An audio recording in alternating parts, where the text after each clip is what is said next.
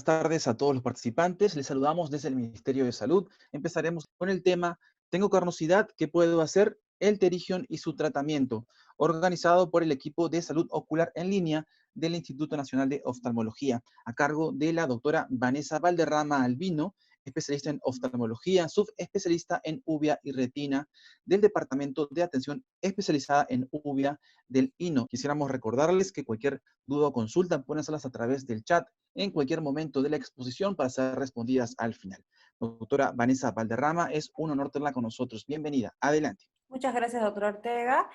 Quiero empezar la exposición agradeciendo al Club de Leones de Lima, que siempre está con nosotros en el instituto ayudándonos, colaborando, sobre todo con la parte asistencial, con las con las señoras voluntarias, siempre están presentes. También quiero agradecer a toda la red de salud y prevención ocular, tanto del Ministerio de Salud como del Instituto Nacional de Oftalmología. El día de hoy vamos a tocar un tema bastante importante y de mucho interés para el público en general, ya que por la zona en la que vivimos es bastante común encontrar esta patología presente. Entonces, el día de hoy vamos a hablar sobre el pterigio o la carnosidad. Hasta ahora yo no entiendo muy bien, trato de entender por qué los pacientes confunden mucho el nombre de pterigio con otras enfermedades. Normalmente el paciente, cuando llega con nosotros, nos pregunta o nos dice: doctora, tengo catarata. Catarata, entonces, ¿pero por qué usted cree que tiene catarata? Probablemente confunden este término con catarata, porque probablemente la catarata asociada a la caída de agua de un acantilado, de una montaña, tapa toda la montaña, ¿no? Entonces probablemente lo asocian, esa asociación de que esa carnosidad tapa todo el ojo, se asocia a la caída de agua de catarata, ¿no? Pero no es así. La catarata es otra patología totalmente diferente, como muestro ahí. La catarata es una opacidad del lente natural de la visión, que se llama cristalino, como ven en el gráfico. El cristalino es el lente natural de la visión, está intraocular, y que cuando se opaca con el tiempo se llama catarata, como ven en la foto. A veces puede ser oscuro, muy oscuro, a veces puede ser blanco, a veces no se puede ver a simple vista y lo tenemos que ver con la lámpara de hendidura. A eso se llama catarata. Entonces, la principal equivocación que tienen nuestros pacientes es confundir los términos. Piensan que la carnosidad se le llama catarata, pero no es así. Hoy estamos entendiendo acá que la catarata es la opacidad del lente de la visión, que es el cristalino, y cuando se opaca, porque van pasando los años, todo ser humano va a tener cierta opacidad. El cristalino en algún momento de su vida, esta opacidad empieza a aparecer a partir de los 50 años, y cuando ya está totalmente opaco se llama catarata. Esa es la catarata entonces. Entonces, el pterigio es otra patología ocular, una patología muy frecuente también, que se caracteriza por una carnosidad que aparece o una alteración o una fibroalteración, fibrovascular de la conjuntiva, que es la capa más externa que tenemos en el ojo, que nos sirve, que nos cubre toda la parte externa del ojo ante cualquier daño externo que pueda presentarse, ¿no? Esta conjuntiva se altera, se daña, se inflama, y entonces empieza a aparecer la carnosidad, que también en el mundo médico, el término médico común es pterigio. Entonces, el pterigio puede tener varias formas. El pterigio puede, como ven en la foto, puede tener una forma o generalmente su forma es triangular, pero a veces son medios cuadrados y generalmente aparece de un borde del ojo hacia el otro. Cuando aparece en el borde que va hacia la nariz, se llama pterigión nasal. Y cuando aparece en el borde que va hacia la parte de la parte temporal, se llama pterigio temporal. Muchas veces se presenta solamente una sola forma, la que va hacia la nariz, pero a veces se presenta tanto la que va hacia la nariz como la que va hacia la parte temporal. Y hay mayor inflamación y más riesgo de que opaque o tape todo el ojo. Entonces, ¿qué es en sí el pterigio? El pterigio es la degeneración de la conjuntiva. La conjuntiva es la membrana natural que cubre la parte externa del globo ocular, y nos protege de las agresiones del medio ambiente. Cuando se degenera esta conjuntiva, se genera esta proliferación fibrovascular. Si nosotros queremos ser más técnicos y vamos a la parte histológica, podemos decir que es una degeneración fibroelástica, ¿no? De alguna de las capas del colágeno de esta conjuntiva.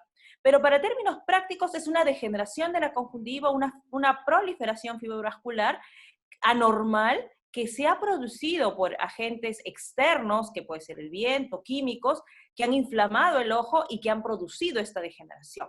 Por lo general, tiene mayor prevalencia en las zonas tropicales o subtropicales, cercanas al Ecuador. ¿Y por qué es así? Porque está directamente relacionada con la radiación ultravioleta. ¿Qué quiere decir? Con los países que tienen más asociación a mayor luminosidad del sol. Entonces, acá el factor agresor principal es la radiación ultravioleta. Por lo tanto, tenemos que protegernos de la radiación del sol para poder evitar esta inflamación que crónicamente va alterando la conjuntiva hasta llegar a producir terigio o carnosidad. Existen otros factores también importantes, pero el principal, siempre tienen que entenderlo, el principal es la radiación ultravioleta. El trabajar en el aire libre nos expone más a la radiación. Los procesos de resequedad ocular de cualquiera de sus formas, sea porque estoy en un ambiente con aire acondicionado o porque estoy todo el día en la computadora y parpadeo menos. Recuerden que cuando uno está muy concentrado leyendo, realizando algún trabajo o está en la computadora, uno está así tan concentrado que deja de parpadear. Y ese dejar de parpadear hace que el ojo se reseque. Entonces, al final del día estamos con los ojos cansados, con los ojos irritados, ¿no? Porque uno no parpadea, porque ahora está muy concentrado viendo las pantallas. La exposición a irritantes oculares de cualquiera de sus formas, sean enfermedades o sean químicos, tanto que nosotros usamos actualmente para hacer la limpieza, también ocasiona inflamación en el ojo. Hay tendencia familiar de tener terigio. Ustedes muchas veces van a ver que toda una familia tiene, los hermanos, los padres, entonces también existe una tendencia familiar para poder padecer de terigio. Las personas que también sufren de alguna metropía, llámese miopía, hipermetropía, astigmatismo, al tener cansancio ocular, tienen irritación de los ojos y es otro factor que puede condicionar a lo largo del tiempo a tener terigio. Y el viento, que trae polvo, que trae cuerpos extraños, pueden producir cierta inflamación también en el ojo, provocando en el tiempo, crónicamente, terigio. Entonces, es lógico pensar que si nosotros nos protegemos, nos cuidamos del principal factor que es la radiación ultravioleta, vamos a mitigar este proceso de crecimiento o este proceso de alteración o degeneración de la conjuntiva. ¿Y cómo nos vamos a poder proteger? Nos podemos proteger con lentes de protección ultravioleta, UVB, UVA, ¿ya? Podemos utilizar sombreros de ala ancha, grandes sombreros que nos puedan tapar, sombrillas, y eso nos va a ayudar mucho a que la progresión, por ejemplo, si vivimos en Piura, si vivimos cerca de la playa, es imposible cambiarse de casa, de domicilio, pero si nos protegemos, eso nos va a ayudar bastante, por lo menos para que no nos aparezca el terigio. Quería mostrarles este gráfico porque uno cuando se va a mandar a hacer lentes de protección, tiene que ser en lugares autorizados, no pueden ser de dudosa procedencia. Acá les voy a mostrar, por ejemplo, un gráfico simple de cómo protege un lente oscuro hecho en un lugar bueno y otro de dudosa procedencia. Por ejemplo, veamos la primera foto. Vemos que el sol irradia hacia el ojo y la pupila, que es el puntito negro que vemos en el centro, deja entrar la radiación, pero siempre cerrando. La pupila tiene un juego de cerrar y abrir. Cuando hay mucha luz, por protección, la pupila se cierra. Y cuando hay poca luz, la pupila se abre para poder ver bien. Entonces, por ejemplo, si hay mucho sol, la pupila se tiende a cerrar, entonces la radiación entra cuando uno no tiene protección. Cuando uno usa un lente de dudosa procedencia, que es un lente oscuro, el ojo, por estar con un lente oscuro, la pupila se abre. Y al abrirse, si no teniendo este lente de dudosa procedencia, filtro, va a entrar mayor luz, va a exponer a mayor área el ojo, entonces va a quemar más área. Entonces, es por eso que no se recomiendan estos lentes que se compran en cualquier lugar. En cambio, si ustedes compran un lente con un verdadero filtro, una protección UV400, va a hacer que estos rayos se vayan y no entren al ojo. Eso es lo importante de por qué comprar un buen lente. Recordemos también que existen agentes químicos. Hoy en día, producto de la pandemia, estamos haciendo mayor refuerzo de la limpieza en la casa y utilizamos químicos como el cloro, el alcohol o cualquier otro desinfectante o líquidos de limpieza que recuerden que si son químicos también son volátiles y que también van a afectar los ojos en cierta medida. Nosotros siempre nos hemos cuidado las manos de estos agentes químicos, pero nunca, normalmente nos protegemos las vías respiratorias, también tenemos que hacer una mascarilla y tampoco nos protegemos los ojos. Tenemos que utilizar protección porque todos esos compuestos químicos y también otros tipos de personas que trabajan de repente en carpintería, en peluquería, utilizan compuestos químicos que son volátiles y afectan directamente a las vías respiratorias altas y a los ojos, produciendo una inflamación crónica. Producto de ello, con el tiempo, van a tener alteraciones oculares como el terigio. Entonces tenemos que tratar también otras enfermedades oculares que generan inflamación crónica del ojo, como por ejemplo el ojo seco. El síndrome de disfunción lagrimal o ojo seco tiene muchísimas causas. Por ejemplo, los pacientes que sufren artritis reumatoide o cualquier enfermedad autoinmune tienden a producir poca lágrima. Y su lágrima, al ser de mala calidad, pues, y no protegerles, tienen los ojos irritados siempre. Aquellas personas que tienen la piel grasosa y tienen al máximo una alteración dérmica, como es la rosácea ocular, también va a afectar en el ojo, la blefaritis, las personas que son alérgicas, las personas que tienen alergia ocular, así como uno tiene rinitis, como uno tiene sinusitis, o como uno tiene asma, tiende a padecer también de alergia en los ojos. Ese proceso alérgico en los ojos, a una persona que constantemente se talla los ojos porque tiene alergia, también produce una inflamación crónica que también puede conllevar a tener terigio, ¿no? Entonces tenemos que tratar todas estas enfermedades oportunamente.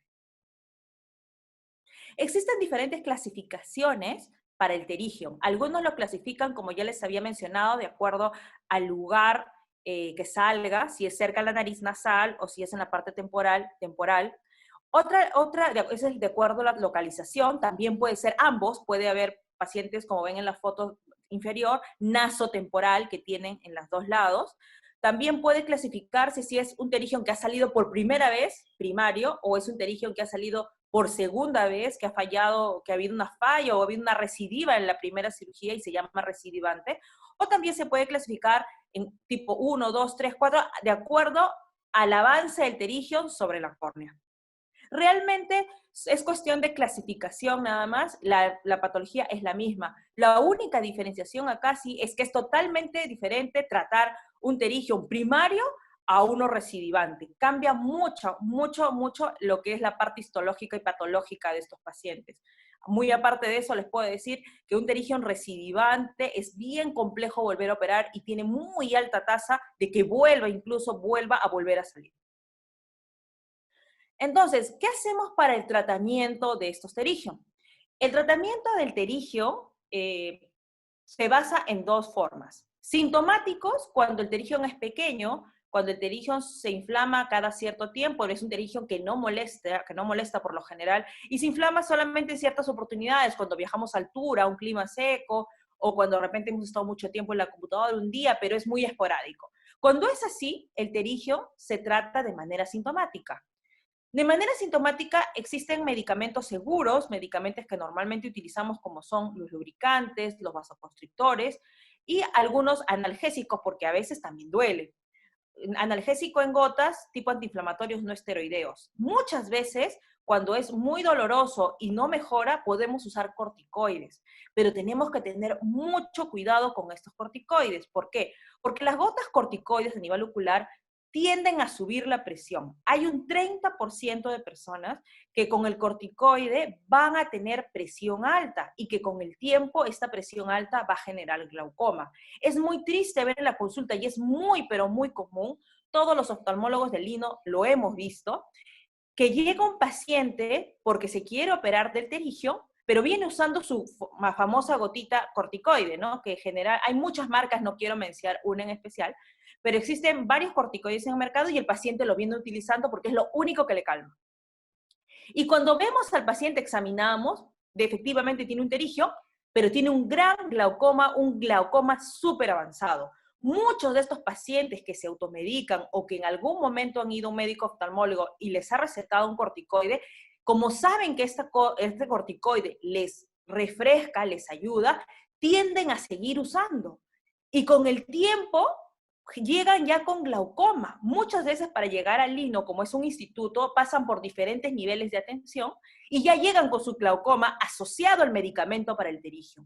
Entonces, yo le recomiendo a todos los médicos oftalmólogos de las diferentes redes que por favor sean muy cuidadosos a la hora de recetar corticoides. Siempre se tiene que recetar haciendo un monitoreo constante a estos pacientes, tratar de dar otras alternativas, y el corticoide sí sirve, pero para un tiempo muy corto, no para tiempos prolongados, porque cuando el paciente llega generalmente a nosotros, ya no solamente llega para el terigio, llega con un glaucoma avanzado que es totalmente irreversible para la recuperación de la visión. Por otro lado, existen otros medicamentos también que se utilizan como sintomáticos, pero son medicamentos que sí tienen que ser prescritos muy cuidadosamente y que no los he puesto acá, ¿ya? Cuando ya el terigio es muy avanzado, tenemos indicaciones absolutas. Tenemos indicaciones quirúrgicas que podemos dividirlas como absolutas y relativas. Nosotros en el instituto generalmente nos basamos, para decidir qué paciente se va a operar o no, en las indicaciones quirúrgicas absolutas. ¿Y cuáles son ellas? La indicación absoluta para una cirugía de terigio es que el terigio sea grande, que esté impidiendo el movimiento ocular, que esté alterando la visión, que genere astigmatismo, por ejemplo, y como ven en la foto, es un terigio avanzado que llegó al centro de la pupila y que obviamente ha hecho que el paciente tenga una mala visión o que no vea. Entonces, esas consideraciones son absolutas y uno tiene que operar. Existen otras consideraciones relativas para operar, pero que generalmente nosotros en el hospital, por ser un centro que tiene que dar solución a problemas visuales, no es que los dejamos de lado o no es que no los queramos operar, sino que para nosotros son indicaciones relativas y que pueden esperar. A algunos pacientes no les gusta el terigio y son terigios chiquitos, son terigios que les generan molestias esporádicamente y las consideramos como indicaciones relativas. Y algunos pacientes también se quieren operar por cuestiones estéticas. Entonces, a esos pacientes les tenemos que informar algo muy claro. No es que no los queremos atender, no es que no los queremos operar, sino que hacer una operación de esta magnitud en un paciente, por lo general entre 40 y 50 años o menores de ellos, tiene una alta tasa de recidiva. Entonces, el mejor paciente para operar es un paciente mayor de 50 años. Un paciente mayor de 50 años tiene el terigio tiene otro tipo de consistencia, tiene menor posibilidad de volver a salir. Pero un paciente que por cuestiones estéticas llegue y diga que se quiere operar, siendo un terigio aunque ni siquiera le molesta, y sabiendo el gran alto riesgo de recidiva, le decimos que tiene que esperar y se tiene que usar momentáneamente sus gotas. Quería mostrarles este pequeño video que no dura más de 2 minutos, es 1 minuto y medio aproximado, para que todos ustedes puedan ver en qué consiste una cirugía de terigio. He querido poner un gráfico de esta magnitud para que pueda ser más didáctico.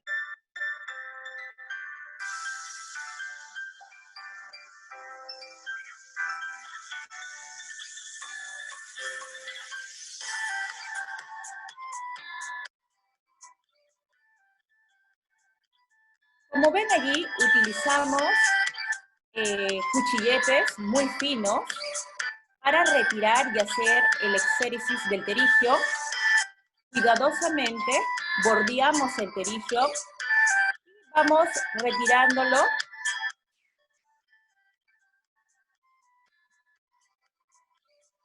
de manera que no quede ninguna área de alteración de esta conjuntiva, para que de esa manera lo retiremos por completo. Retiramos tanto a nivel lo que está hacia nasal como lo que ha llegado hacia la córnea. Una vez que retiramos el terigium, para que ese terigium no deje un hueco, porque lo hemos retirado, y para que no quede un área desprotegida, un hueco, sacamos una parte de conjuntiva sana, del mismo ojo, del mismo paciente. Y generalmente lo tomamos de un área que está debajo del párpado. ¿Por qué? Porque el párpado lo va a cubrir y se va a regenerar solo. Con el tiempo, esta regeneración, como ven en el dibujo, se va a dar simplemente porque el párpado lo cubre y procedemos a poner puntos.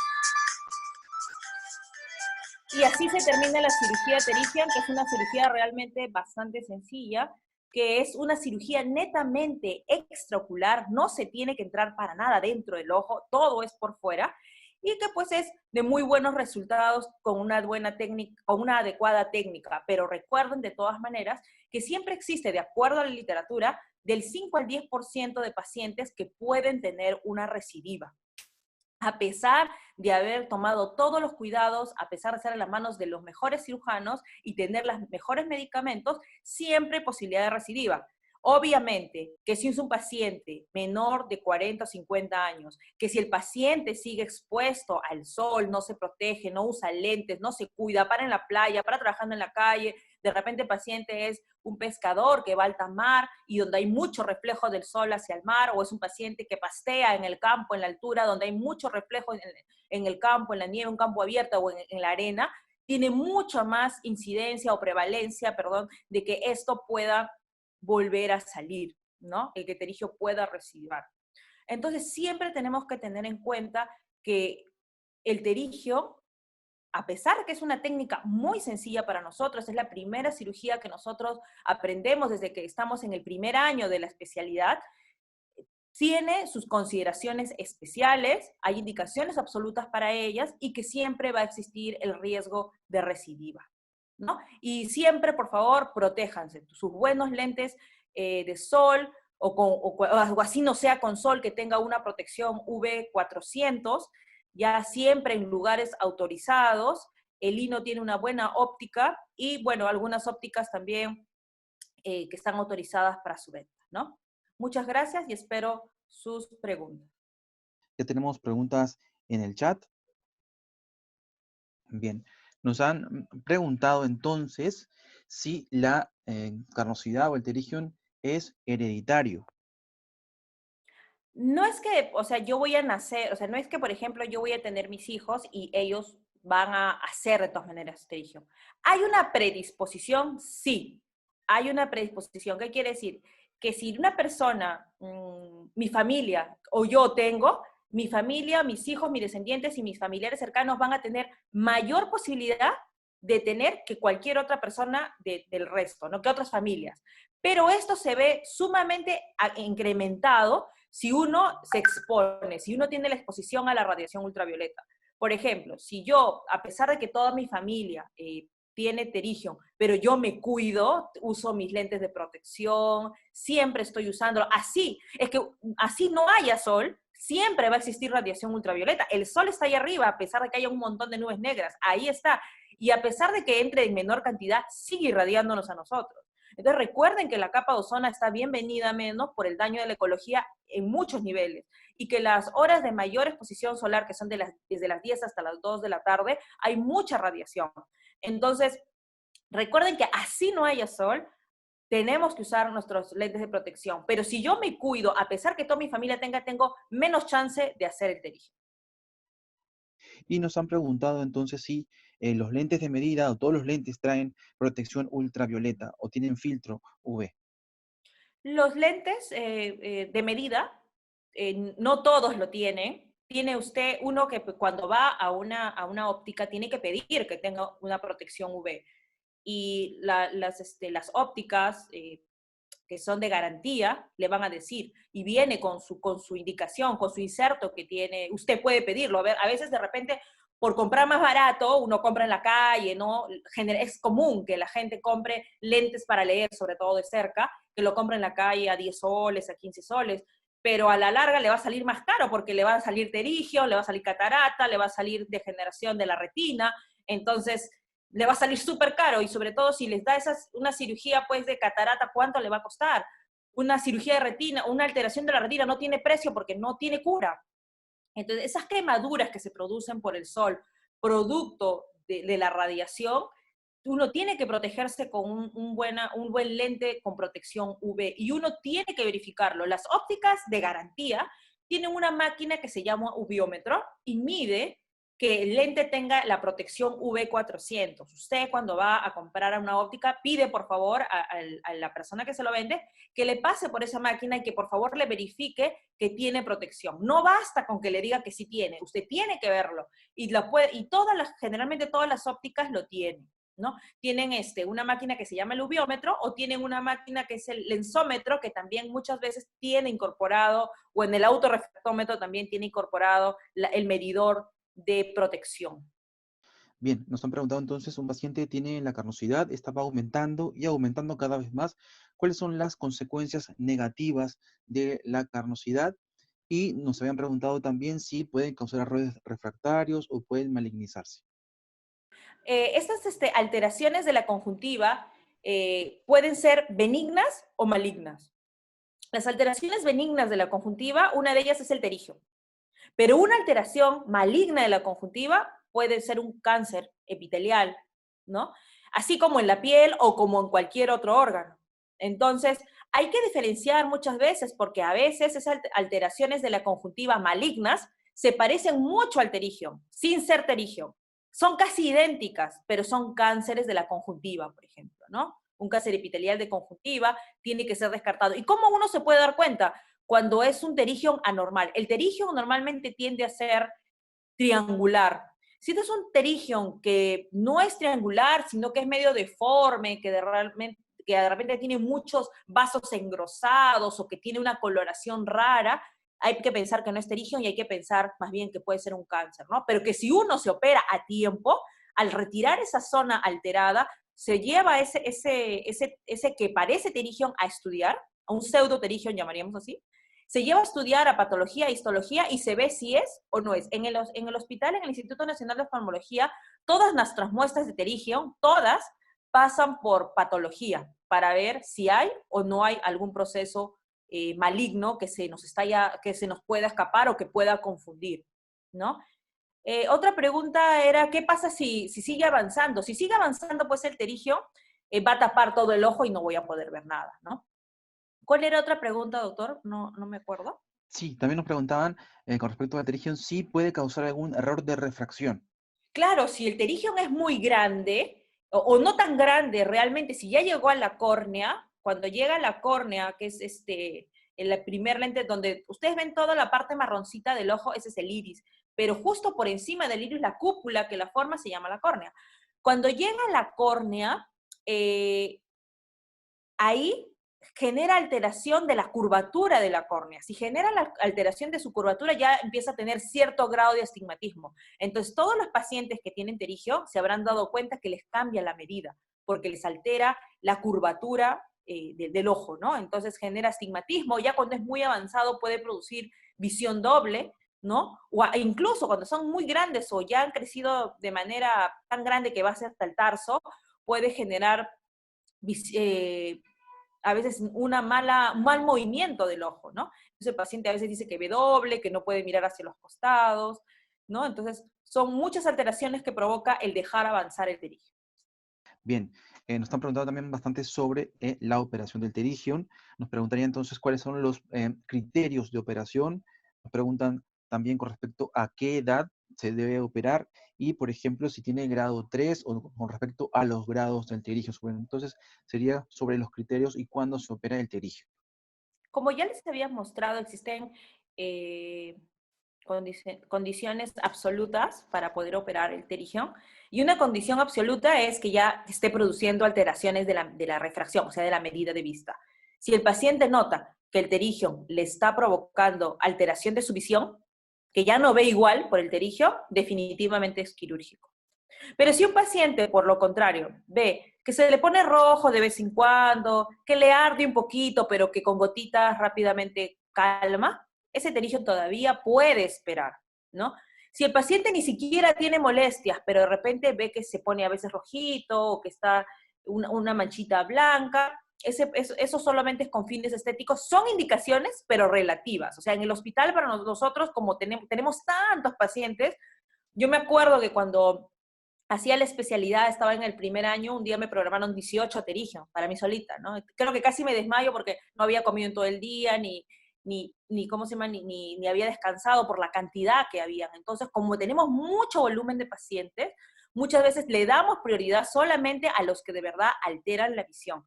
Y aquellos de que sean estéticos o que no tengan molestias, los dejamos solamente con tratamiento tópico. ¿Por qué? Porque no nos abastecemos, porque es mucha la cantidad de pacientes y les damos prioridad a los que realmente tienen alteración, ¿no? Nos han preguntado cuánto dura, por ejemplo, la operación de terigio. La cirugía de terigio realmente es bastante rápida. Actualmente existen métodos muy modernos para operar. Lo que nosotros más ¿qué le puedo decir? El terigio, lo que más nos demora es la colocación de los puntos, ¿no? Porque recuerden de que como hemos sacado un autoinjerto del mismo ojito para que cubrir la zona de terigio que hemos retirado, ponemos un autoinjerto, ese autoinjerto lo pegamos con puntos. Esa es la técnica que normalmente lo usamos en el hospital porque tiene muy alta tasa de éxito, es la más barata y podemos hacer que el paciente pues lo pague y sea accesible para todos, ¿no? Una cirugía de ese tipo en el hospital pues tiene un precio de 100 soles, 150 soles, es súper barata, ¿no? Pero existen otros métodos más modernos que ya no se le pone puntos. Solamente existe un pegamento tisular, que es un pegamento humano, o sea, de plasma, y se pone el injerto, se pone el pegamento, se esperan unos par de segundos y se pega automáticamente, ¿no? Pero ese pegamento tiene un costo de por sí solo como de depende del tipo de medicamento, de acuerdo a la dosis, depende la marca, ¿no? Puede costar de 500 a $1000, pues, ¿no? Entonces sube mucho ¿cómo se llama? El precio, entonces eso no es el que utilizamos. Aparte, no hay diferencia entre los resultados visuales, solo en el tiempo, ¿no? Bien, nos han preguntado, nos dicen, en esta operación se pierde una capa de la córnea. ¿Esto es perjudicial? No, porque como el pterigium está bien adherido a la córnea, está adherido a la parte más superficial de la córnea que se llama epitelio de la córnea. Entonces se raspa se raspa esa zona y ese epitelio de la córnea se regenera automáticamente a los 5 días, 10 días, de acuerdo a la recuperación de cada paciente. Pero el epitelio es netamente, siempre se recupera, 100% de recuperación del epitelio corneal. Eso no es problema. Y también nos han preguntado sobre los puntos, si estos puntos son reabsorbibles. Los puntos, existen puntos, hilos, suturas, que se pueden reabsorber, sí, como es el Vicril. No es que se reabsorban en general, sino que tienden a salirse solos, pero producen mucha inflamación. De acuerdo al hospital o de acuerdo a los requerimientos de los hospitales a nivel nacional, existen Vicril, existen nylon, existen diferentes tipos de suturas. Depende mucho del tipo de sutura que haya disponibilidad en ese momento en el hospital para utilizarla, ¿no? Si es un nylon, definitivamente uno tiene que retirarlo, no puede estar ahí. Los hilos molestan mucho. Uno tiene la sensación de que tuviera una pajita, un hilo realmente en el ojo, y molestan hasta que se retiran, que normalmente la técnica con hilos, los hilos están ahí de unos 10 a 14 días, ¿no? Entonces se tienen que retirar porque si no molestan, sobre todo por eso. Pero la mayoría de hilos de Vicril se tienden a salir solos. Y bien, nos han preguntado sobre riesgos de la operación o complicaciones de la operación de terigio. La operación de pterígio realmente la cirugía, es una de las cirugías oculares más sencillas que pueden ir y más seguras.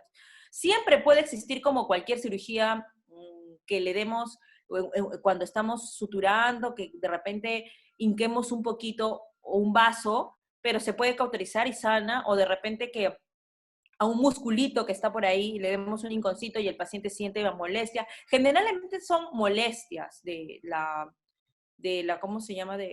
Por la cirugía. Pero bien raro que pueda producir otro tipo de molestia. Se ha visto, sí, perforaciones, ¿no? Porque uno pone hilos y uno puede entrar adentro del ojo y darle hacia el ojo, porque recuerda que esta es una cirugía netamente externa. Si una persona no tiene mucho conocimiento de la cirugía o no tiene la destreza, al querer suturar puede irse hasta lo más profundo, ¿no? Y perfora el ojo y todas las estructuras internas del ojo. Pero realmente para una persona tan entrenada, o para los oftalmólogos que nos entrenamos 3 años en esto, es poco probable que pueda producirse, ¿no? O sea, no me imagino que pueda producirse porque está descrito que sí, pero realmente operamos tanto en el hospital que me parecería raro, ¿no? Decir, sí, esto pasó, ¿no? Con respecto a los cuidados posoperatorios de la cirugía de Terigion, ¿cuáles serían las medidas higiénico-dietéticas? ¿Con qué medicamentos se va el paciente a la casa? ¿Cuándo es su primera consulta de reevaluación? ¿Puede hacer ejercicio? ¿Puede alimentarse normal? Sí, o sea, como les digo, es una cirugía totalmente externa del ojo, o sea, eh, es una cirugía que, mire, yo también me he operado de terigión, me operé el ojito izquierdo, porque, bueno, vivía en la playa, pues, ¿no? De mala suerte y nunca no me protegía bien.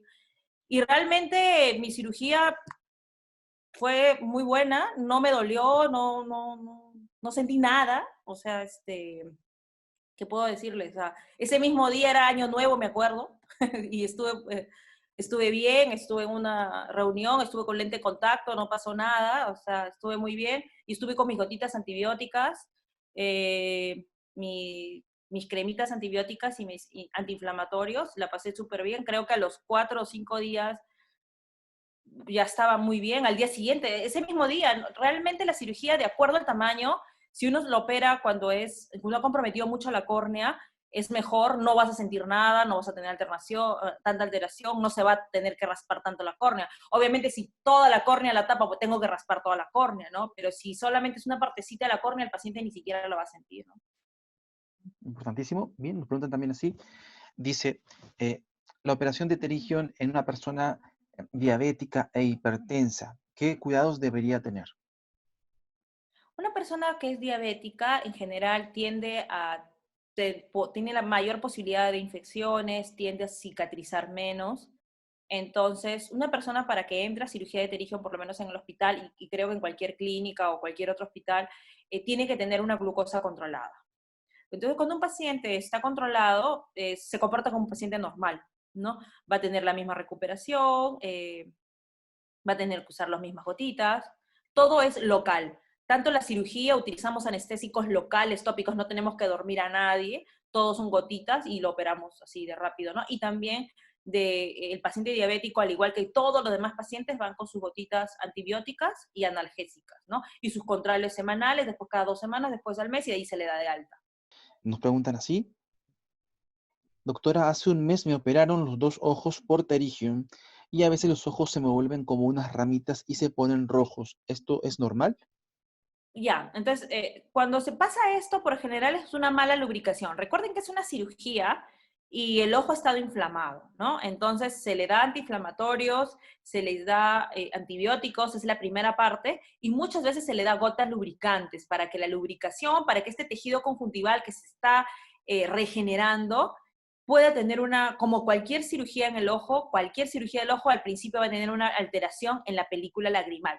Entonces siempre se recomienda gotitas lubricantes para ayudarle al ojo a que tenga buena lubricación, ¿no? Una mala lubricación en general, si el paciente a pesar de estar operado sigue en una pantalla, está expuesto a eh, irritantes, al polvo, ¿no? Entonces se le va a irritar por otros factores aparte de la cirugía de perigio, ¿no?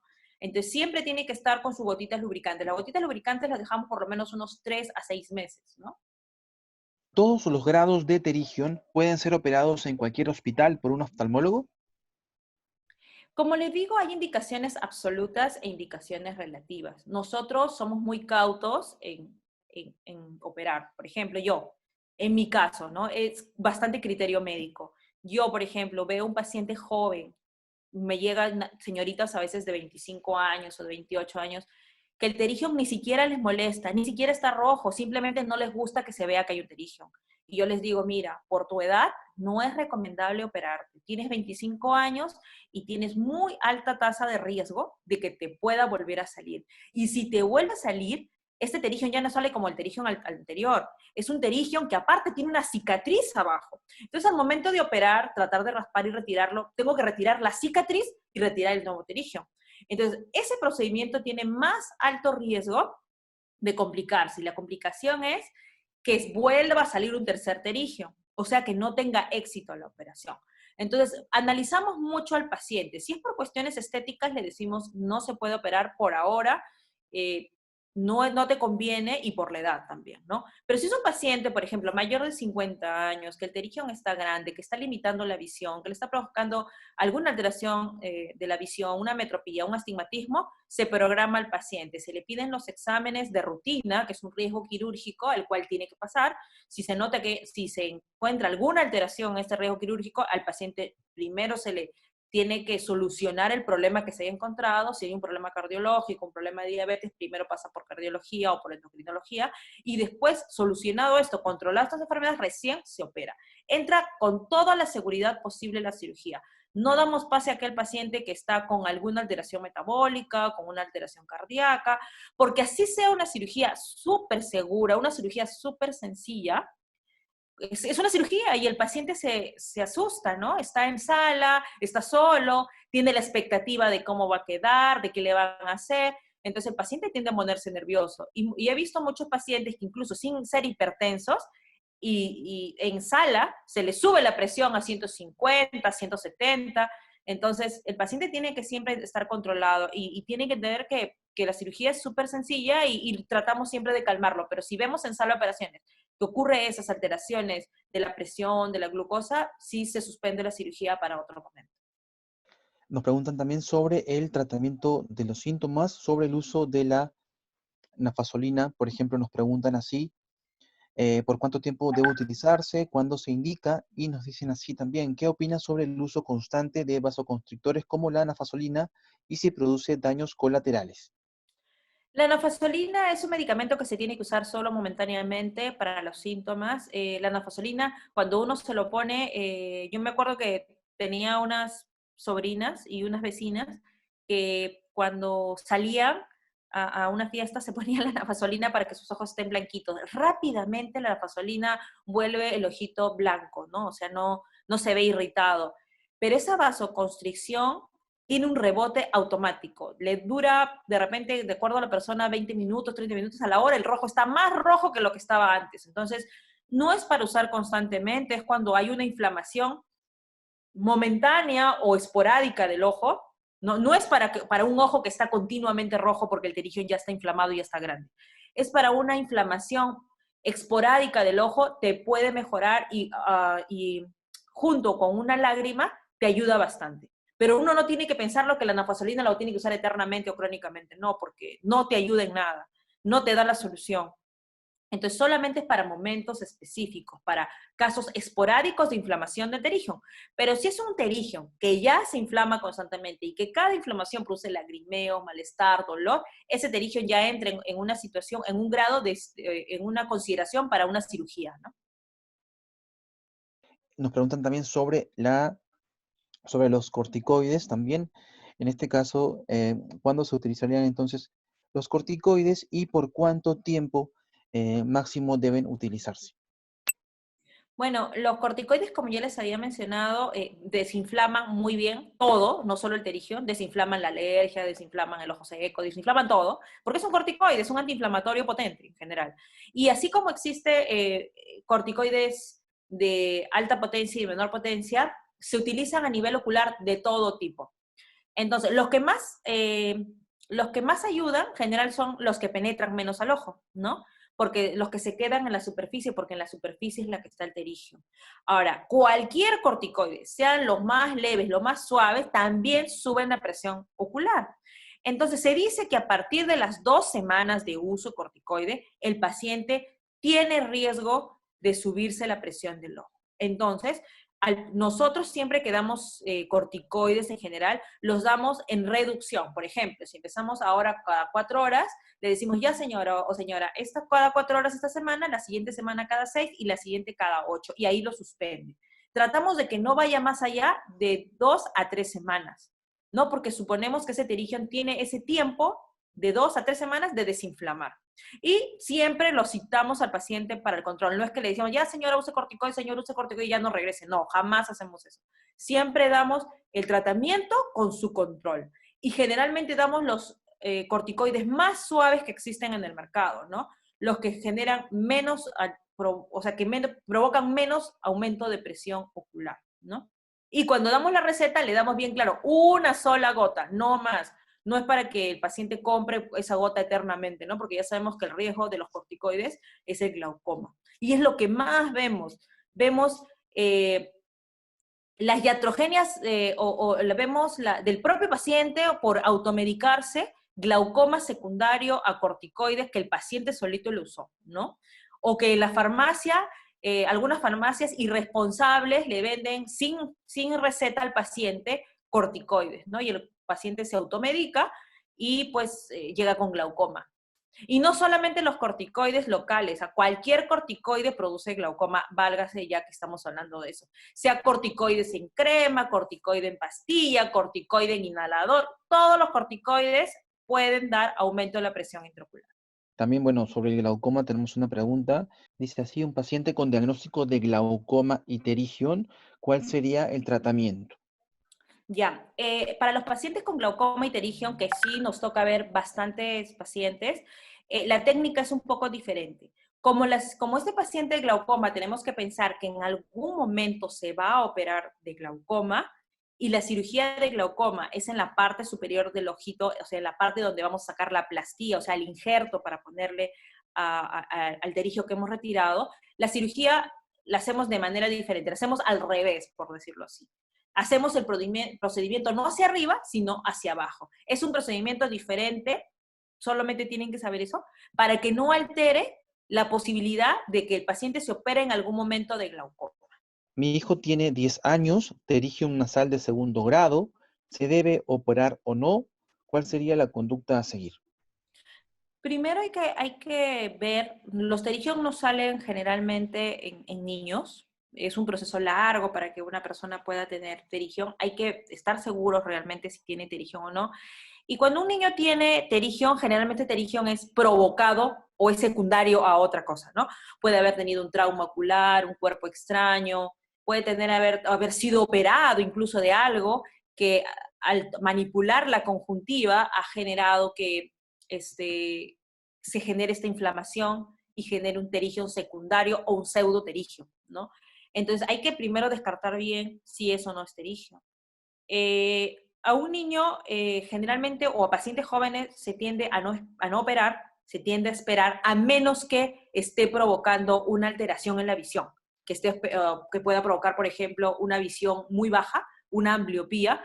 Ahí sí, definitivamente, cualquier alteración del ojo para un niño que produzca un ojo perezoso, una ambliopía, lo que se hace es operarlo, sea catarata, sea terigio, sea glaucoma, lo que sea. ¿Por qué? Porque ese ojo, si ese ojo en un niño se acostumbra a no ver, se queda así, sin ver, por eso se llama perezoso, porque las interconexiones neuronales en el cerebro hacen que el niño considere el cerebro que ese ojo ya no ve y se queda así, para siempre, ya no se puede hacer nada, así lo opere, o así le ponga el mejor lente, el más caro y todo, no se puede hacer nada. Solamente tiene hasta la edad de 12 años en promedio de poder hacer que ese ojo se entrene para poder ver. Si el terigio, que es un grado 2, que todavía no está limitando la visión, que no está en la pupila, está tranquilo así, se deja ahí. Pero siempre primero se tiene que de verdad estar seguro si es un terigio o no. Tenemos otra pregunta en el chat, nos preguntan sobre el bromfenaco, nos preguntan si es un corticoide, y también en este caso, ¿cuándo lo utilizaríamos? ¿Por qué tiempo lo utilizaríamos? Y si hay alguna también consecuencia sobre su uso. El bromfenaco no es un corticoide, así que tienen que ser tranquilos. El corticoide es un antiinflamatorio no esteroideo.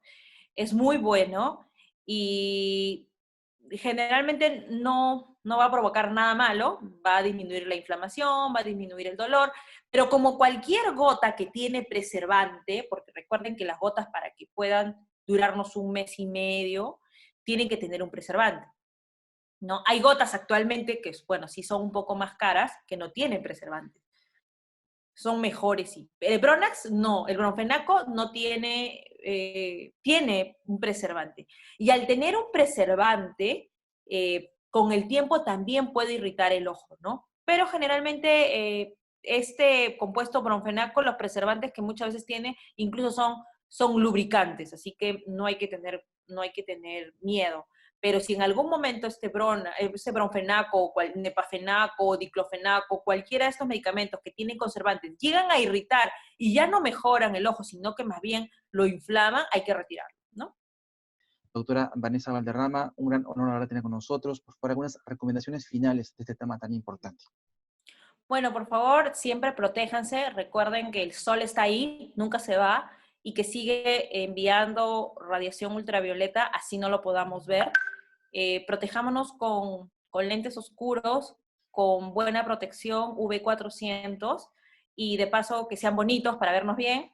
Y recuerden de que nuestros ojos nos lo va a agradecer, eso va a limitar la aparición de pterigio, de catarata, de degeneración macular relacionada a la edad, de membranas neovasculares y de muchas otras patologías a nivel ocular. Entonces, siempre, por favor, en lugares autorizados. Los esperamos siempre en el Instituto Nacional de Oftalmología cuando toda esta pandemia haya pasado y esperamos vernos muy pronto. Muchas gracias, doctor Ortega. Siempre es un gusto conversar con usted. Un gran saludo para usted. Muchísimas gracias. Hasta luego.